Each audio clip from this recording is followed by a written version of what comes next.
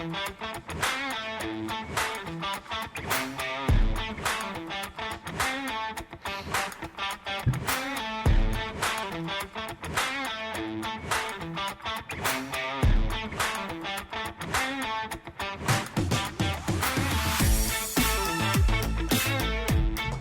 friends, colleagues, associates, whoever you might be. Welcome to the Preferred Experience, the podcast.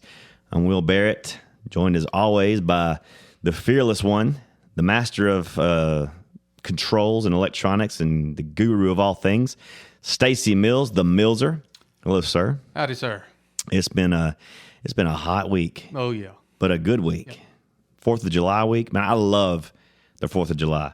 Next to Christmas and Easter, it is my absolute favorite holiday, and it could be right up there with it. I mean, because I'm a Christian, love the Lord, and Christmas and Easter are 1A and 1B always. Outside of the religious holidays, 4th of July is top of the list, and nothing is really even close. Yeah. Well, I enjoy 4th of July because it's basically another day where I don't have any responsibilities. I'm letting younger cousins handle fireworks and entertaining the kids. I smoke the brisket. That's what I do.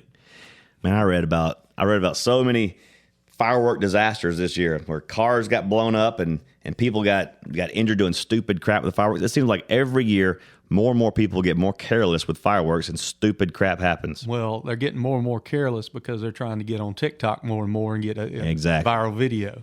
Exactly. Oh my goodness, the TikToks. It's like one of my greatest sports heroes, John Daly. Of course. I don't know if you saw the viral video of what he did this past weekend. He was in a tournament. I think it was up in Ohio somewhere. He was playing in a tournament, and he was in a parking lot at a high school. I think it was just like a staging area or something like that. So in typical John Daly fashion, and it's like, I think it was I-76, or they said some interstate's running right in between it, and then their football stadium is across the interstate. The high school's football stadium is right across the interstate. You can see the whole thing from the parking lot. So what does somebody dare John Daly to do? Well, John Daly goes up there and he drives a golf ball over the top of the interstate onto the football field across the interstate. Barefooted. No problem. Barefooted. No problem. Probably inebriated. Barefooted with a heater in his mouth and the whole kit and caboodle. That's why we love him. The man has so much raw talent and just does not He care. Just does not care. He's probably better this way than he would be if he had actually put himself in shape. How amazing it! He has never. He never drinks water, ever. He drinks a case of Diet Cokes a day. A case of Diet Cokes a day is all he drinks. When he plays golf, 100-degree weather, Diet Coke's all he drinks. He will not touch water. It's hard for me to drink one Diet Coke, but that's a story for another day. I mean, there's just some folks built different. He is built different. He is built different. He'll probably live to be 100 too. Yeah, that's the thing. It's people like that. He's just going to cruise on through life, having a good old time, and more power to him. I mean, if that's the life he's chosen to live, and he lives it to the max. I mean, genetically lucky. Yes. Yeah. Well, I want to introduce our guest on the podcast today. One of my very dearest friends. Been knowing this lady and her husband for a very long time, and doing a lot of life together here in Prattville and in different places. Our guest today is a well-known person in this community and a rising leader, Emily Lobenstein. Thanks for being with us today. Yeah, thanks for having me. Now you and your husband Eric, everybody, Eric, the how do you say this? The last person you would ever expect to be president of a cheerleaders booster club. Am I saying that right? Yes, that's correct. Coolest dude ever, like authoritative, stick-to-itive, but as the heart of gold. And I think he gets a lot of that heart of gold business from you, because I know there's a lot of people in this community that would agree with me when I say you're one of the kindest people I've ever met. Oh, so thank you. I'm glad to have you on with us today. Now, you represent several groups around the city. one of the groups you represent is the YMCA, Prattville YMCA Emerging Leaders. You're also on the board of directors for the YMCA. Yes. And there's an event coming up that has become beloved in this town over this, and correct me if I'm wrong, the 5th annual. Is that correct? Yes, the 5th annual. 5th annual Sinkapalooza at the Prattville YMCA. Yes. And you came up with this. Well, a group of emerging leaders actually kind of came together and came up with this idea, just something different to do to get the community involved and to help the YMCA out. And what is the point of Sinkapalooza? The point is to, well, first of all, have a good time. Of course, first and foremost, right? Right. But it really is to get the community involved in the great things that the YMCA is doing to help raise money for the Coach a Child Scholarship Fund. And a lot of people hear that and go, Coach a Child Scholarship Fund, what the heck is that? Why does the Y give? What's the Y giving out scholarships for? And can you elaborate on that? Yes, I can. In a nutshell, the Coach a Child Scholarship Fund is a way that the YMCA can help people in this community be involved in the Y regardless of their financial resources. They don't want to turn anyone away, and they want families to be able to enjoy the programs, the activities, the childcare, all that the Prattville YMCA has to offer. And I say it all the time. I mean, you and I are big supporters of the Y. And the Millzer's a big supporter of the YMCA. Love the Y. So much more than a gym. So much more than sports programming. So much more than daycare. If you come to the YMCA, you sign up for basketball. If you sign up for swimming, you sign up for daycare, you're getting so much more than somebody just watching you in daycare, making sure you're safe. And you're getting so much more than just the skills of basketball, soccer, whatever. You're getting a spirit, mind, and body impact, right? I mean, we see this. Yeah. We see this at the Y. I mean, the Y is so much more than a gym because its purpose is to put Christian principles into practice through programs that build a healthy spirit, mind, and body for all people. And that all people includes red, white, brown, purple, green, whatever. That's right. And also of any orientation. Why is not turning anybody away? And also, it has to do with your demographics as well. If you don't have the ability to pay for these programs, because they're not free, the Y has to. It's a nonprofit, but it has to create income, revenue, so that it can afford to put these programs out there. But if you can't afford it, this program makes it to where you can participate still. And we've seen lives changed by just parents having access to affordable daycare. And the Y provides that. How cool is that? It is so cool. And beyond that, I'll never forget when COVID hit in 2020. Who can forget that? I don't remember COVID, honestly. I'm just kidding. The YMCA partnered with the local schools to help provide food every week for families around for free. They could just come to they could come to the stadium and pick up their meals for the week. And then we even had a crew of people go out in YMCA vans to different communities to deliver the meals. Yeah, and it wasn't like the school said, hey, will you help us? The Y stepped up and said, we want to help. What can we do? That's right. And here comes people from all over the different branches of the Y, volunteers, staff going, let's go. And all of a sudden, this thing was mobilized, and it went on for months. And nobody really complained. Nobody got tired. It was hot. It was sticky at times. Things were spilling. But hey, this community rallied around each other. And the YMCA is like a focal point for rallying around and supporting each other. Oh, yeah, absolutely. You've also been involved with the YMCA Leaders Club for a long time. Yes. And that's kind of where we met, right? Exactly, yes. My husband actually grew up in the YMCA Leaders Club program, and Great man. Eric Lobenstein's a great man. He brought me along to one of these Leaders Club meetings, and I had no clue what it was about. I thought I'd check it out and fell in love, and the rest is history. It's a great program that the Y offers for teens.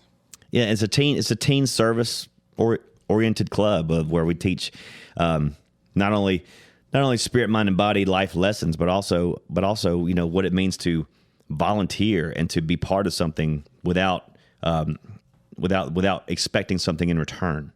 You know, these days, volunteering is like a 4-letter word. Nobody wants to. The big word is we're not getting paid for this, but we don't ever hear these kids and leaders complain about that. They want to help. They want to serve, and they find that doing service projects together. I mean, you've seen this too. When they do service projects together, like these monthly service projects around the community, they grow more together. They form closer bonds than they actually do if they were doing a social thing like going to dinner or going roller skating or whatever it is that we set up for them to do. You know, it's the bonds that come from working together. Absolutely. For a common purpose. Right. That the greatest thing I hear from our teens is when we have done or completed a service project and they, when can we do that again? That was great. That was awesome. Yeah, absolutely. Absolutely. And you and I both have teenagers in our house right now. Yes. That we're having to parent. Oh, Lord help us, right? Right. Millzer's going to have a teenager in his house before too long. John Carter's 6 going on 16. Yeah, but I'll be in a rascal by then. So He'll be on a hover around. Everybody will think I'm his grandpa, so it won't matter. But being a teenager in 2022 is a lot different from being a teenager in the 1990s or 1980s. Wouldn't you agree? Yes. It is so difficult to parent these kids because they're exposed to things that we weren't exposed to until much later. And it's so easy to access things for them now that we never would have even thought about having access to. Oh, yeah. Not only to mention that even in a large school like Prattville Junior High or Prattville High School, there used to be like if you're not comfortable, if something happens, like you can just blend in, you can hide in the crowds, and you can't hide anymore because of social media, because of TikTok, Snapchat, Facebook, Instagram, Twitter, whatever. There's nowhere to hide. So these kids are always feeling like they're under a microscope, and it's hard for them to come out of the shell or to be who God has planned for them to be because they feel so pressured by people around them. Do you see this? Oh, yeah, absolutely. My daughter does not have social media, and I hear all the time about how she feels left out because so-and-so was talking about what they saw on Instagram or TikTok the other day, and she had to ask them what was going on. She didn't know, and I just tell her it's going to be okay and just hold out a little bit longer. Exactly. My son doesn't have social media either, and he has begged for it. And it's like, no, not yet. You're not ready for that. Trust me, you don't want to know you feel left out, but you don't need it. Yeah. And like you said, you have to tell them it's going to be okay. Trust me. Right. Instead of trying to be their friend. I think that becomes a problem now. Parents trying to be friends with their kids. Like kids have a lot of friends, but only 2 parents, maybe. Most of them a lot of them, they just have 1 parent. If you're lucky to have 2 in the household, what a blessing. But parents have got to parent and not worry about whether they think they're their kid's friend or not. All right. Right. So anyway, all that to say, raising teenagers is hard. Right. In 2022, and it's not going to get easier. Imagine when our kids are old and like 2050 and they've got teenagers. Oh my goodness. I do pray for the day though that my son will get laughed at by his kid because he doesn't understand technology. You know? Yeah. Dad, let me fix it. Look, just give it to me. You know, Right. like, Oh, all right, yeah. here you go, son. Fix my phone, please. Right. I do that with my daughter too. Mom, you're not doing it right. Here, just let me see it. Okay. So, July 4th, we've just gotten through the Independence Day holiday. This city is so great for July 4th. You know, I love being in Prattville on July 4th. I was not in Prattville this season for July 4th. I was south of the border in Mexico, and you were spending time at the beach with your family. Yes. And but Millzer was in town, I believe. I was in Booth. Well, Booth, yeah, which is a suburb of Prattville. No. Prattville is a suburb of Booth. We were here Wait a first. minute. Wait a minute now. You might have been here first. Hey, Squire Booth founded Booth before Prattville, before Daniel Pratt and his cursed cotton gin ever graced this. What did you just say? I'm going to go Stephen A. Smith. That's blasphemous. You can't call Daniel Pratt's cotton gin cursed. It's not cursed. But who is Squire Booth? Squire Booth is an attorney from North Carolina that came to Autauga County and founded Booth, Alabama. Nah. Yes. Squire Booth. Squire Booth. When? Like 300 AD? Not quite that. I think it's the 1830s, something like that. Well, Prattville's 1839, buddy. Yeah, we were here first. So we were like rival communities, like Booth and Prattville at the same level. And now, of course, It's the darn cotton gin turned the tide. The cotton gin. Oh, so it's cursed Booth. It's not a cursed gin. It's cursed Booth. I see. Hey, we did make a comeback during Prohibition when we became the alcohol train stop for Montgomery. No joke. There was literally, I think they told me over a dozen speakeasies. You go on and on about Booth and the history. You're like, you should write a book. I should write a book. Yeah, because it's got a very unique history. But yeah, there was like a dozen speakeasies in Booth because everybody from Montgomery didn't want to get caught drinking, so they'd jump on a train and go out to Booth. Emily, at one point, Stacy Mills was the Postmaster General of Booth, Alabama. Is this correct? That's right. That's correct. Associate Postmaster General, which meant I only worked the Saturday shift. And the post office was about as big as this table we're sitting at. And the hours were 7:45 to 10:45. I want to talk about July 4th a little bit because there's a lot of people right now. If you ask them, I don't think as many around here as we'd like to, as people want to think there is, but there are a section of people now, and it's a growing section that just does not feel very proud to be an American, and that disappoints me. It hurts me deeply. And this past 4th of July, I spent 4 days in Mexico, July 5th July 2nd through July 7th, something like that. The days get confusing down there. But anyway, we were just south of Cancun in this little resort, and we're talking to people, coming across people from all nationalities, and all of them would tell you in a minute that they would do whatever it took. They would climb over themselves to get here to be an American, because no matter how much you think that we've got problems, we have problems here. We have problems. We have hang-ups. We have things that aren't maybe working as well as they should right now. But it's still the greatest country in the world. We are the last bastion of freedom in this world. And all these people we talk to are like, oh, you're American. I would love to be there. I would love to go there. I'd love to live there. Whatever it took. You must not have talked to Billy Joe Armstrong then. The problem with these guys is that they don't know. They obviously haven't seen the other side of the coin. And Emily, we've been all over the world. Mm-hmm. We've traveled with the YMCA Global Leaders Program, and we've seen firsthand what it's like outside the friendly confines of the United States of America, and it's not pretty. I was just thinking that myself, the trips that we took overseas. Between Armenia and the Czech Republic and even like Austria, Germany, these people, they don't have it like we have it here. They don't have the freedoms that we have. They don't have the things that are so easily acquired for us here, and not easily acquired in other countries. All the way down to necessities like food and gas and heat, and heat. I guess we're not thinking about that much in July, but cooling. Just air conditioned rooms and spaces. Right.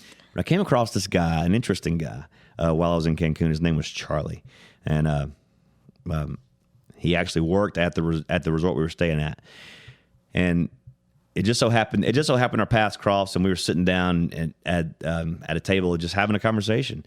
And this guy was from El Salvador. I don't even know the way Central America is set up, but El Salvador is south of Mexico, and Honduras is between El Salvador and Mexico.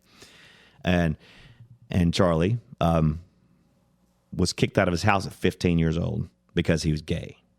Because he was living a homosexual lifestyle, or felt that he was gay. So his mom beat him, abused him, and kicked him out of the house because of that. And so he migrates through Honduras into Mexico, trying everything he can. He's 32 now, still working on this, trying to get to the United States, because in the United States, he can be accepted. He can have a chance at a life where he won't be shunned and abused and looked down on because of his sexual orientation. And how many people in this country go on with this, that, of course, the number of people that are professing to be homosexual or bisexual in nature just keeps on growing in this country. There's a higher percentage all the time, but they want to say they don't feel protected. They don't feel equal. Outside of this country, it is a world of difference between the freedoms and rights and I guess livability that you have as an LGBTQIA plus member than you do in other countries. I mean, talk about not frowned upon, abused and neglected, and in some places killed because of that. That doesn't really happen here. And you agree or disagree with any of the LGBTQI, I mean, my religious beliefs.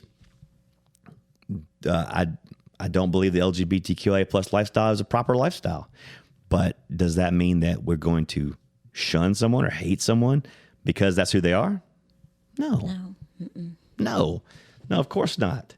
Of course not. And I think that all goes back. It all goes back to one thing. Because the freedoms that we're given here. You have the freedom to be whoever you want to be in this country.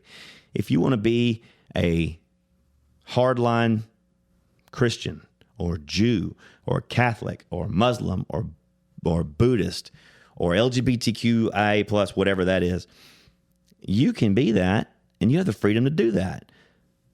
The problem I have is when that tries to be ramrodded down our throats. As like, if I don't profess to approve of that or appreciate that, then all of a sudden I'm a hater of that culture. It's just not the case. It's just not the case. I don't have to agree with it, but I also don't have to have you try to indoctrinate my kids into that. It's my job to indoctrinate my kids. What do you think about that? Yeah, I was just thinking, you can disagree, and it doesn't mean that you hate that person or their beliefs just because you disagree with what they may think or believe. It just means you don't have the same beliefs or thoughts that they do, and vice versa. I think that that division is drawn because, you don't think how I think, or you don't believe what I believe, and you assume that you just hate that or hate me or whatever. No, not the case for probably a lot of people. Probably be surprised, if you just sit down and listen to people talk. Yeah. You find a lot more common ground than you do non-common ground, I think. Mm-hmm. And Millzer, you're the oldest one in the room. You're like, what, 48? Yeah. 49? No. 48? Higher. 50? Yes. Yeah, that's right. Millzer just turned 50 recently. And Emily, you're the youngest one in the room. You're like, what, 31? We'll go with that. 30s, mid-30s. Yeah. I'm 43. We're all old enough to remember a time when you could disagree with someone and still be friends. Mm-hmm. You could disagree on lots of things, politically, philosophically, religiously, and still have a good relationship with that person. Nowadays, if you disagree with some people will shut you down completely. I cannot associate with you because we disagree politically or culturally. What do you think is given rise to all this, Millzer? It goes back to what we were alluding to earlier, social media. It is the complete answer to that question, and I fully believe that because it gives people the ability to believe that what I say matters even when it don't. You know what I'm saying? Even you think your opinion, just because it's your opinion, should be the opinion. Everybody's got a platform. And with social media, it becomes whoever can say it the loudest is right. And that's the biggest, I think, is the biggest issue of what's been going on with what you're saying, is people just feel like with social media, I can say it and say it louder than you. Not because I'm righter than you, I can say it louder than you. So that makes me righter than you. Mm-hmm. And that's what we deal with. It is what we deal with. And that and the rise of 24-hour news channels. I mean, Fox News, CNN, MSNBC, now OANN and all these other these 24-hour cable news networks. They have to have something to put out. They got to fill time. They got to fill time. I mean, instead of putting news out there, it's opinions. Yeah, back in the day, you had 30 minutes every night you had to fill. Mm-hmm. So you had to put the news in there. Just the facts. You couldn't put filler in there. Right. And those days are long gone. And nothing is about the facts anymore. Everything is about sensationalism and clicks and how many people can we drive to a website. Because when you have a monetized 24-hour news channel, of course you're going to get the sensationalism because they got to have viewers to sell ads. And you're under no obligation to put the truth out there, because even if you get busted telling a lie, the cycle flips so fast nobody even thinks twice about it. Oh, okay, right. Well, never mind. We're on to the next issue now. Mm-hmm. Even though somebody said whatever was put out was a bald-faced lie. Does not matter, because in 24 hours, nobody's going to care. No, nobody's going to care. And now we've got, Supreme Court decision, Roe versus Wade, recently overturned, which was a mammoth thing that happened in this. And it took 50 years for Roe versus Wade to be overturned. Once we learned more about what the science is in the womb of a mother, to realize this is a separate piece of DNA. This is separate fingernails and toenails. This is separate everything. This is a child very, very early on in a pregnancy. And for that to be overturned, people went absolutely ballistic because we're destroying a woman's right to make her own choices. But the opposite of that was really true. We are nobody's taking away that choice. What they did was observe the Constitution and say, this is not expressly written in the Constitution, so 10th Amendment, Bill of Rights number 10, whatever is not expressly written in the Constitution is given over to the states. States, you decide what to do. And 26 states have abortion laws and 24 don't. And so, yes, you could still kill a baby in this country. It's acceptable in 24 states. And in 26 states, it's not. And so it wasn't an overturning of a woman's right to choose. It was overturning of what is constitutional and what is not. So, but as simple as that is, 24-hour news and social media blows this up into America hates women. Emily, your thoughts on that? Off the top of my head, my thoughts are between social media and the different news outlets, you hear one side or the other to the extreme. Mm-hmm. And so because of those different extremes, and that's all you hear and all you're inundated with, it's just, it sounds bad either way. I mean, if you're on the more conservative end, then you're mad at the liberals for being so loud about it, and vice versa. There's no middle ground. No middle ground. That's the biggest issue here. Is there's no respect on either side anymore of the other side's opinion. And it goes back to, I say it louder, I'm righter. Mm-hmm. Yeah. And wouldn't it be crazy? How many people would watch an actual decent conversation between a left-leaning person and a right-leaning person sharing beliefs and going, well, I disagree with you on that. I disagree with you on this. We do agree on this. And it's all calm and sedate the whole time. I guess not many people are going to watch that. It's not very exciting. Nobody cares about that. There's no fireworks. No fireworks. So it's not very exciting. So we just leave that be. So that's why you don't see it. But we're taking our cues from what we take in on TV and from news, and everybody's shouting at each other. So we shout at each other, and it's just ridiculous. It's just absolutely ridiculous. And it hurts my heart to see it happen. But what I do know is that the United States of America is God's gift to this world. In 2022, from 1776 to this point, America is God's gift to the world. The only bastion really of freedom and hope and the ability to just choose who you're going to be, and then the ability to go after it and get it in this country. This country gives you that. No matter how far you think America's fallen, it's still by far the greatest country in the world. and I defy anyone to show me, prove me otherwise. One day I want somebody to come on here and show me how I'm wrong. But so far, nobody's been able to do that. I think we all tend to agree that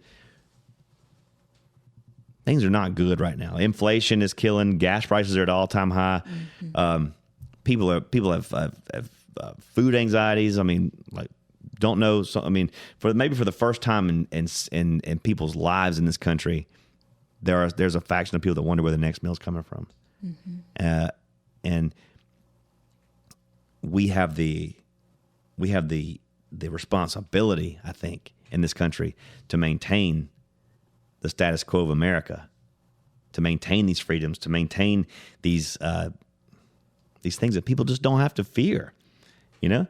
And we've got leadership right now at the federal level that is more concerned about diversity for the sake of diversity than strength and leadership. Meanwhile, there's a madman in Eastern Europe, Vladimir Putin, that is running wild and trying to control things, and another supercharged villain that could take over the world, and we don't have anybody in our seat that's willing to do anything about it. No strength. So we just hold on for 2 more years. Maybe we can get somebody in there with some strength. Fortunately, on the local level, it's not necessarily the case. We do have strong leaders locally and at the state level. And I'm grateful for that. Alabama has stood strong in all this. So, 4th of July rant over. I love this country. And the 4th of July just brings it out of me sometimes. It's like, oh, I wish people would just wake up and see what we have. And all you got to do is step out of our borders for just a little bit, and you can see, whoa, America's pretty great. America's pretty great. America's been great for a long time. It's going to stay great for a long time as long as we are willing to stay the course. I'm sorry to rant like that. That's okay. Rant away. So, Emily, you have a great story, though. You are not originally a Prattville native. Correct. Tell us where you come from and how you got here. Oh, boy. Well, I was born and raised just across the river in Montgomery, Alabama.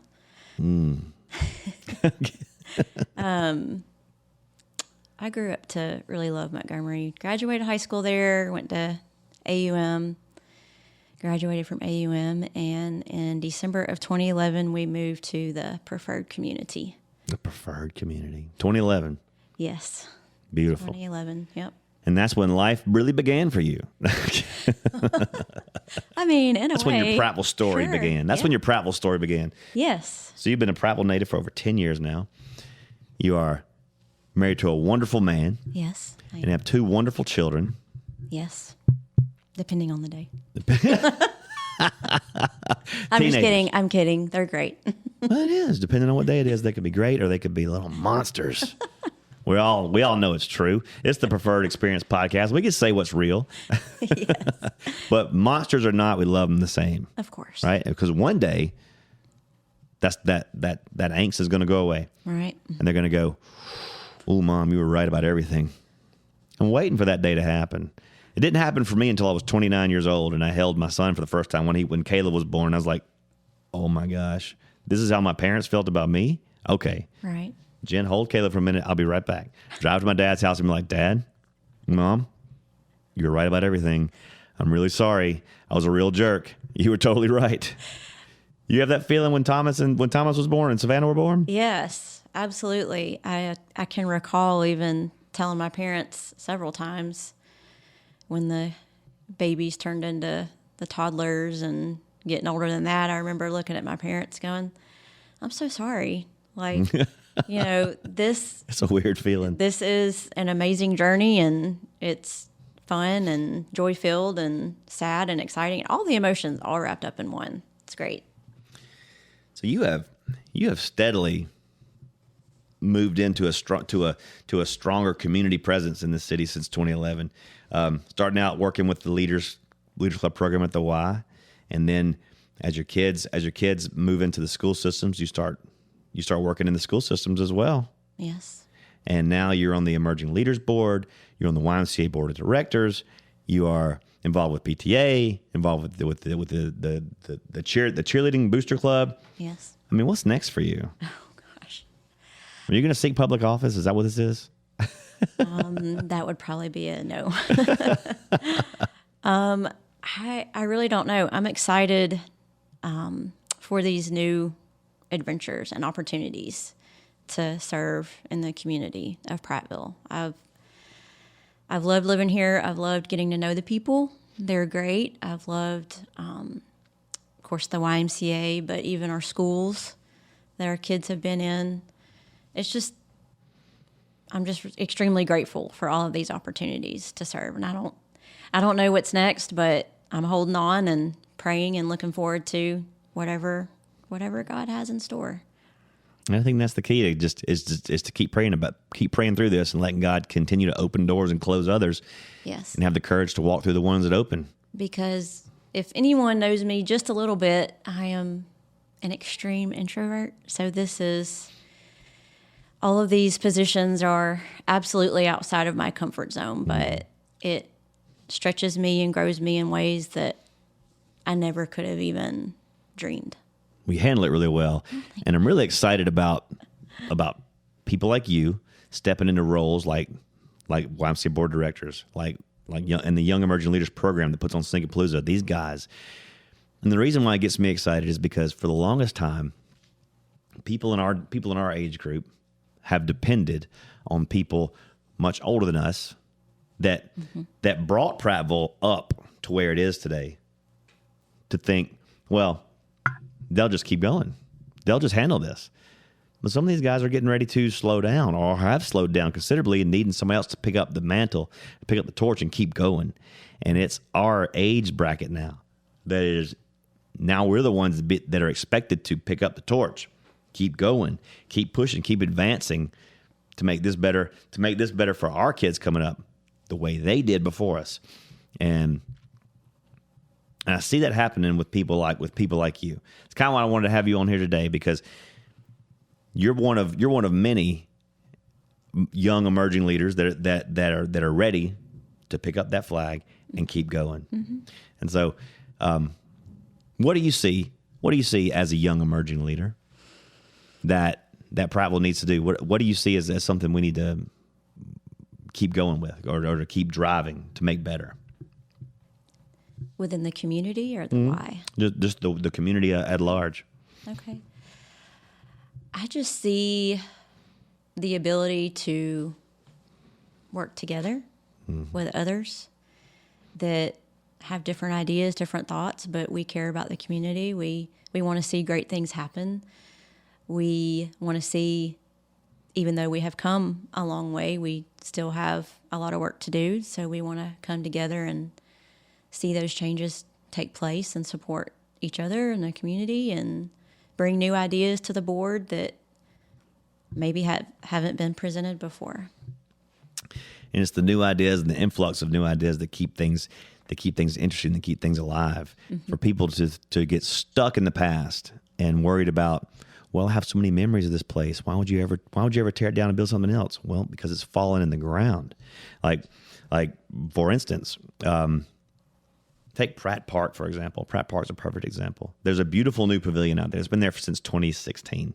The stone columns and these big vaulted ceilings and this huge fan and right beside the pool. Beautiful. Mm-hmm. But before that, it was a green monstrosity that was about to fall down. I remember that. And when the city tore that down to build a new one, people lost their mind. Mm. Well, I got my first kiss under that thing, or that's where we have so many memories under that pavilion. I can't believe you tear it down. Well, the truth is, I was gonna say that's where I got my first case of tetanus at. That's right. Yeah, I stepped on a rusty nail there and had to go to the doctor. I'm like, you can't tear that down. The truth is, it took about one strong push to take the whole thing down. And that's just the thing. I mean, we have history here. History lives here in Prattville since 1839. Some of these buildings are going right now. But if we don't continue moving forward, modernizing this city, and a lot of that's happening now. And I like the way certain members of the community that have been exposed to politics for a long time will say it. Sometimes you have to ignore the cave people, because there's cave people in every situation.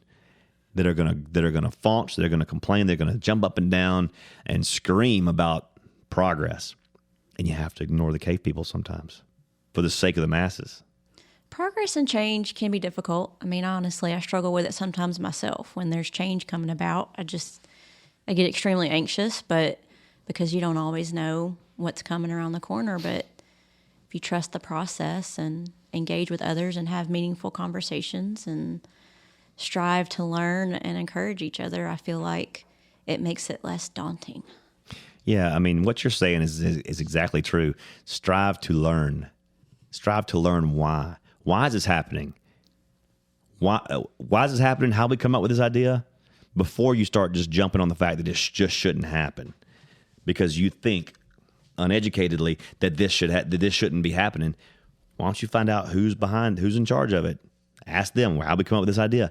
Like you're talking about, let's work together. If it's not but we have this tendency now. If it's not my idea and they're going with something else, well, then I just shut down because that wasn't exactly what I wanted. Even though that idea might be a great idea, I can't get on board with it because it wasn't mine.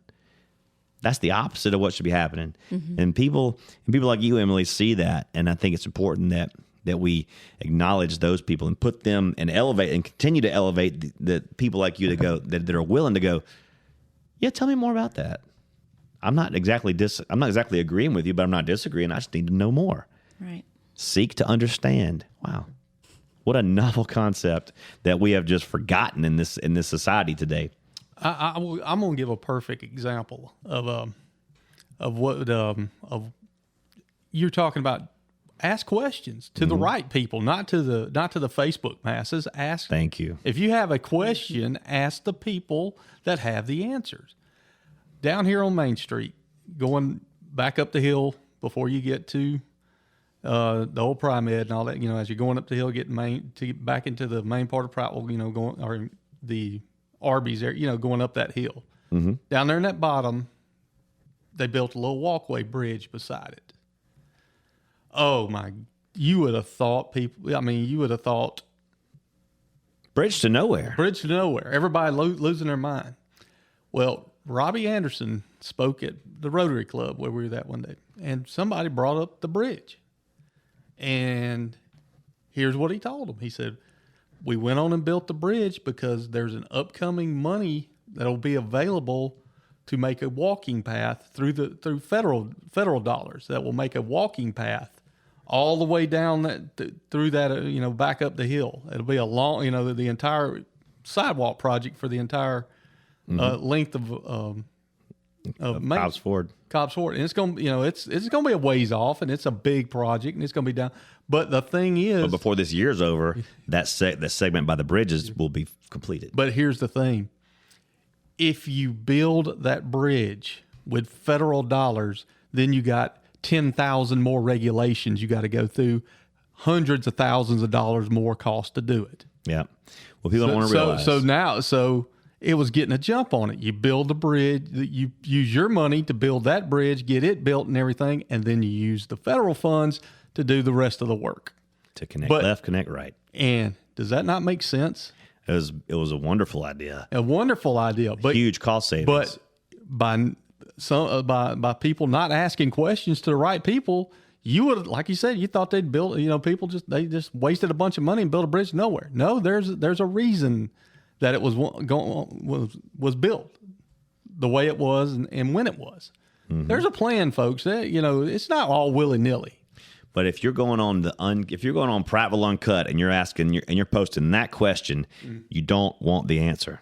No, you don't. You don't want the correct answer. You want likes, and you want like Emily's making that motion right now. You just want to stir the pot and get comments and get likes and everybody look at me because I'm the watchdog. No, you don't care about the answer. You never did. You just care about yourself. Yes.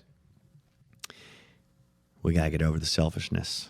I love that in this community, for the most part, this is not a selfish community. No, this is a giving community. It's a vocal few that make it miserable for everybody else. Mm-hmm. Mm-hmm.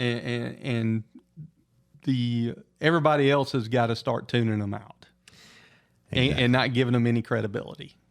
Exactly. And I mean, look, I'm all for keeping an eye on your government, transparency and accountability. I'm all for that. Sure. But know what you're talking about before you try to attack a subject. Do the research, get the knowledge, and talk to the people that do know. Mm-hmm. And if it's still not an answer you want to hear, then you start asking your questions about it. Yep. And if you really want to make a difference, find out how you can get involved. But don't just look at it and go, "Oh, that's a big mistake. We're not. What in the world's with that?" And without any knowledge whatsoever, Sure. and then and blow it up into nothing. Sure. And then there's people like Emily that ask those questions, seek to understand, and then get involved, which is what you've done. So hats off to you and all the new YMCA board members and the emerging leaders and the people that spend so much time at our schools as volunteers and as substitutes. How hard is it right now as a sub? Well, Because you substitute at the junior high as well, right? One of your other many talents. Well, I have not subbed at the junior high yet. My bad. That's okay. I'm seeking to understand, asking questions. Great job. Keep it up. Keep up the good work. I sub at Prattville Elementary a lot, but I know it's tough. I love substitute teaching, but I know that they're short. There's a substitute need. And so trying to get good subs in has been a challenge. So that's been very eye-opening being on that side. You know, when you're a parent, it's one thing to see that one side of the classroom, but then as a substitute teacher, you see a whole nother side of the classroom and the school. And so it's been eye-opening, but I love it. As you know firsthand how important it is that we fund our schools. Yes. And this with this tax this coming up for a vote pretty soon, we have a chance to get on that schneid to start to do the right thing. Right. And I know you were a big supporter of Kim Crockett, who we had on the show recently. Great episode. Great episode with Kim. She was excited. You could tell that she's got some passion. Yes. And some passion in her about the schools. And I'm so excited about the new school board coming in with Kim Crockett and several others that we'll have on the show here in a few weeks' time, I'm sure.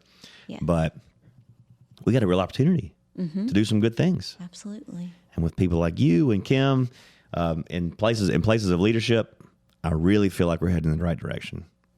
So thanks for coming on today. You're welcome. I know you were nervous about this because you're an introvert by nature, but you did really well. Well, hey, before we get going now, she needs to tell us all the details about the big Syncapalooza.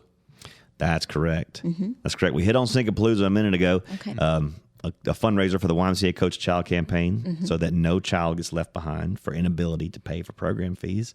So this year's Syncapalooza is a little different than the ones in the past, right? A little different. So hit us up about that a little bit. What's it going to be like? Okay, so it will be Saturday, August 20th at the Bradford Branch Pool from 11 to 2. And so what's different about it this year is it is on a Saturday. Previous years it's been on a Wednesday, I believe, with the idea that people could stop by on their lunch hour. But we got a lot of feedback with kids and other working moms and dads that weren't able to come on a weekday, so they moved it to a Saturday to make it easy to come and enjoy and eat food and sink your favorite team or individual in the YMCA pool to help raise money.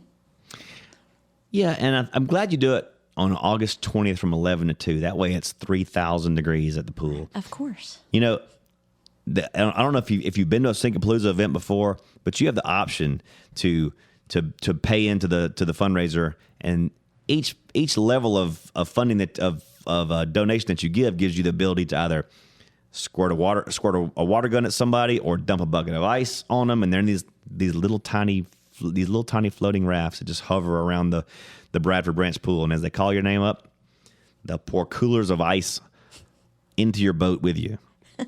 And I'm going to tell you, having been the recipient of several of those buckets, it's horrible. It is absolutely horrible. And they fill up the water guns with ice water, by the way. It hurts. Like when your body is like sucking in all this sun, and you're getting elevated in temperature. Like, man, it's hot. And then like call you over, like, all right, Will Barrett, you've got an ice bucket donated by whoever. And you go over and you get it, and you're like, oh, this is going to be nice, get cooled off. And they dump that ice on you, and it is like you can't breathe for about 7 seconds. So if you really want to put a whammy on somebody in that pool, buy the ice bucket. Man, it is not refreshing. It is after about a minute. But the first 30 seconds is brutal. It's very brutal. Right. Fun, though. What a fun event. So, yeah, August 20th this year. Mm-hmm. And it's open to the public, so everyone can come on out. And the other side, the smaller side of the pool, I'm not sure the correct term for that. But the kiddie pool side will be open, and so can come and swim and cool off. And then you can also watch all the fun and have lunch. And I mean, if there's a city leader or business leader that's participating that you got a beef against, here's your opportunity. Here's your chance. You can legally inflict pain on them. right. And they ask for it. They do. They appreciate it. And I've seen. I mean, we have a lot of our city officials and a lot of the local pastors from the surrounding churches and council members and board members, and they all participate. So surely there's somebody you want to come and dump a bucket of ice on in the name of good fun and fellowship and supporting our children. Mm-hmm. So we'll look forward to that. That's coming up in about a month and 12 days. Mm-hmm. August 20th. Don't miss it. Syncapalooza at the Y, the 5th annual Syncapalooza. Thank y'all for coming up with that idea. It's been such a blessing to the children in this community and the surrounding communities. I mean, it's not just Prattville that benefits from the Prattville YMCA programs. It's all of Autauga County and some of Elmore County, even some of Chilton County. Right. Imagine some of North Montgomery County. Mm-hmm. You know, there's nobody that the Prattville Y doesn't contact in this tri-county area. Correct. So. Yeah. Really proud to be a part of it. Really glad that you're running it along with your Young Emerging Leaders team. I'm looking forward to another great Syncapalooza this year. Well, I want to tell you something else that we look forward to every week on the Preferred Experience podcast, and that is Poetic Justice with Chip Powell. And he is, I mean, nobody knows that this big burly guy named Chip Powell, who's an all-SEC cornerback at Auburn in the 80s, would be such a softie when it comes to poetry. It's really amazing. It's really amazing. And his cohort. I mean, Lewis Mills. Yeah. Who knew? The tire man. Yeah, the tire man. Who knew? Just a greasy mechanic, Lewis Mills. Well, look. Let's not get carried away. I don't think Lewis Mills actually turned a wrench in pretty good while. Now he's good at telling people what to fix, but yeah. Well, that's called delegation of leadership. Yep. That's what leaders do. They delegate. So let's turn it over to them for this week's episode of Poetic Justice, and you're going to love this. And feel free to comment when this is over. Okay. Welcome again to Poetic Justice with Lewis Mills and Chip Powell. Lewis, good to have you back in studio again. How you been doing? Thank you. It's good to be here. All right. Well, look, we're going to go ahead and we're going to turn the tables a little bit here. You know, every time we kind of try to bring something new and exciting to our audience here worldwide. You know, it ain't just statewide anymore, Lewis. It's going international. Listen, I understand this is one of, you've picked this out. I don't know the artist. I don't know what it is, but it's one of your favorite poems. And I'm going to let you recite. I got it. You got this recited. I'm going to try to guess the name of the poem and the artist. So, all right, I'm going to put my thinking cap on.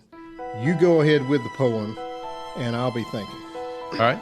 I got bodyguards. I got two big cars that definitely ain't the whack. I got a Lincoln Continental and a sunroof Cadillac. So after school, I take a dip in the pool, which really is the wall. I got a color TV so I can see the Knicks play basketball. Hear me talking about checkbooks, credit cards, more money than a sucker could ever spend. But I wouldn't give a sucker or a bum from the rucker not a dime till I've made it again. Wow. First of all, it took me a couple lines, but it came to me right after the Cadillac. I mean, that was the key in the whole poem. And I believe it's actually 3 poets on this thing. And rarely do we, have a poem that involves 3 guys, and Michael Anthony Wright, Guy Anthony O'Brien, and I believe Henry Lee Jackson. Of course, you and I know who that is, really. Well, that's why it's so long, though. Yeah, that too. But we'll have to tell you who the normal people, like Millzer and Will, they'll know the names. They're better known as Wonder Mike, Master G, and Big Bank Hank. Right. We all remember Big Bank Hank. He passed away, by the way, and we want condolences out to his family. I think it was 7 or 8, 9 years ago, but they were a part of a group called Sugar Hill Gang. 1979, this poem was called Rapper's Delight. It actually became a song, and it was the first hip-hop act to have a hit in the pop charts. Way back in 1979, what a great honor, but those 3 guys are just, they'll go down in history as really the first guys to put a poem together, turn it into a hit, and it actually is number 251 on the Rolling Stones magazine list of the 500 greatest songs of all time. Shakespeare didn't do it. Edgar Allan Poe, Emily Dickinson. None of those are our favorites. So we've got to put this. I understand how this is one of your favorites. It is. It's great people, and it's back in our era. It's our senior year. That's true. That's great. True. We got to. I used to know the whole thing. Right. But let's take the part, break it down real quick, the part that what I got out of it. I believe this may be Big Bank Hank's part, and I may be wrong. It could be Wonder Mike. Now, Master G, he was the lover guy. He was always talking about women. Big Bank Hank, the guy went out there and he made it happen. He did the rapping. He got the money. He got the cars, the Cadillacs. And, when he says he had a color TV so he could watch the Knicks playing basketball, who is not a New York Knicks fan? But it's big. Tell me what you get out of it, other than what I've said. The guy made money. He's spending cash, and just like you and I are today. Oh, he's just a fun guy. He's got the money. He's got the toys. I mean, life's good. There you go. Hey, listen, that'll wrap it up for this episode of Poetic Justice. Rappers Delight, Sugar Hill Gang. You gotta love them. Thanks for joining us. So, Emily, I bet you didn't know that all the 90s rap that you and I both love so much, we owe to the Sugar Hill Gang in 1979. That's great. Thank you, Sugar Hill Gang. And you might not know this by looking at her, Stacy, because she looks so sweet and kind. But she can recite almost every 90s rap song I've ever heard. True or not? Somewhat true. I might get stumped on a few. On a few. I've been on a 6-hour road trip with this person. And I bet we went through 94 to 100 of these songs, and she got just bang, bang. Within like 3 chords, 3 notes, she was dropping the answer. I was like, how do you do that? It's amazing. It's uncanny. It's like Rain Man, but not in the casino. Well, I was just going to say, now that brings us to our other segment, and our motivational speaker, official motivational speaker of the Preferred Experience podcast is Coach Donny Burnett, and he always has his finger on the pulse of what we're doing. He does. So he has a very, very appropriate quote for our discussion of the Syncopalooza upcoming. So firsthand of having a daughter in junior high, rising 8th grader, and my son rising 8th grader. We know how motivational Coach Donny can be. Yes. And his minutes of motivation is what gets us fired up for the next week, every week. Mm-hmm. So this is how we close the show each week. So Millzer, take it. This is Coach Donny Burnett, and here's today's Motivational Minute. Ships don't sink because of the water around them. Ships sink because the water gets in them.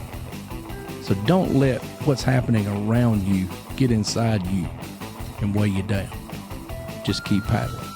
This is Coach Donny Burnett for today's Motivational Minute. How does he do that? Amazing. Because we talked about the cave people, we talked about single, and it all fits into what we talked about. It all fits in. Donny, not only is he a master motivator, he's also somewhat clairvoyant, prophetic. So, Emily, thanks for joining us today. It's been a great podcast having you on. It's been fun. Refreshing to talk to people with such a good insight on life and on making things better around you. So, truly an inspiration today. So, thank you very much. You're welcome. I want to leave you guys with a quick reminder that we do live in the greatest country ever, the greatest social experiment ever conceived by man, God's gift to the world. And Ephesians 2:10, we are His workmanship, created in Christ Jesus for good works, which God prepared beforehand that we should walk in them. I'll say that again. For we are His workmanship, created in Christ Jesus for good works, which God prepared beforehand that we should all walk in Him. That's all of us. That's all of us. Every walk, every culture, every lifestyle. You were created for His workmanship. We are His workmanship, created in Christ Jesus for good works. We are all created to do good things, which God prepared for us beforehand that we should walk in Him. If you are or are not walking in Christ today, I pray that you find that you find that way. Get plugged in. Ask somebody around you, because God has laid out works for you to accomplish, good things. Before you were even born, He knew what He wanted you to do. So don't stop looking. Don't give up searching, and don't think that it's ever too late, because it certainly is not. So for Emily Lobenstein, for the Millzer, I'm Will Barrett, signing off, saying as always, good night, God bless, and go Lions. All right, that's going to do it for this week. Man, Will, love you coming in, pinch hitting, and dude, you hit a grand slam tonight. Well, expect nothing less from me, Daryl. I'm the best.